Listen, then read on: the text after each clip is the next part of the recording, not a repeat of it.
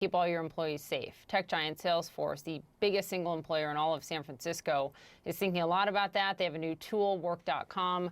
To talk about this and a lot more big picture, Mark Benioff, CEO of Salesforce, is with me. So Mark, let's just start there, and thank you for your time.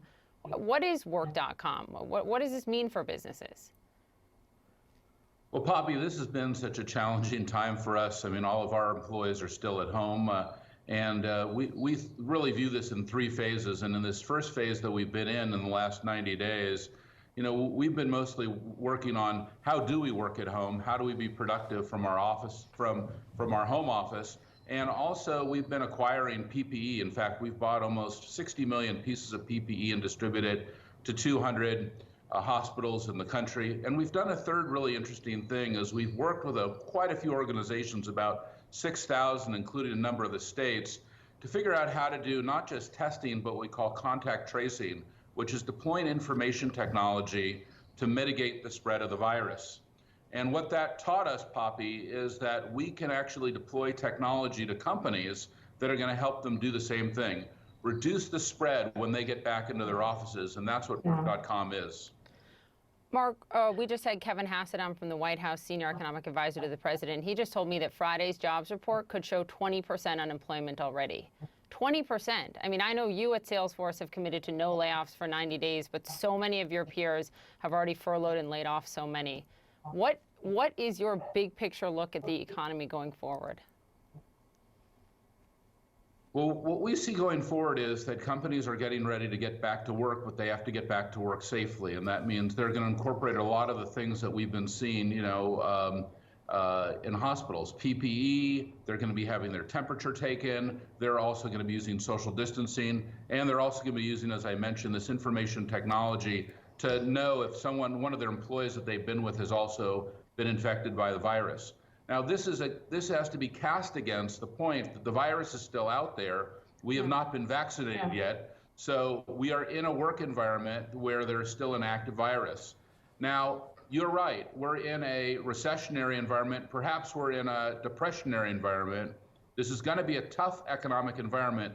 Every CEO is going to have to ask themselves one question: what am I doing with my company to be relevant and important and be successful at a time like this, and to do that both, I think, commercially and philanthropically. I think you have to do both. Our country needs everyone to do something, and this is a time when that needs to happen. Look, you told me just last year capitalism is dead, right? So if capitalism were dead back then, you thought it wasn't working for enough people outside of shareholders, then what now? I mean, that was before this. And if we're facing a potentially depressionary scenario, should companies be taking excess losses, right, despite their fiduciary responsibility to shareholders, to keep people working? What do you do if you're the head of a public company like yours? Well, you're right, Poppy. I so strongly believe in stakeholder capitalism, the idea that business is the greatest platform for change, and that especially at times like this, businesses have to focus not only on their employees and their customers, but also their communities. And they need to be part of the solution, not just part of the problem. So what companies need to do is they need to look and say, what can I do for my employees, keeping them safe, for my customers, helping them to be successful during times like this, and also for their communities. What can they do for their hospitals and others? Companies have a critical role to play right now. They have to be part of what we're going to use as a way to revitalize our economy, but they're going to have to do more than just build products. They're going to have to basically deploy the stakeholder capitalism model. I have 20 seconds left. Fourth round of stimulus. You see a lot of economic data points. Do we need it, and does it need to include a lot of money for states?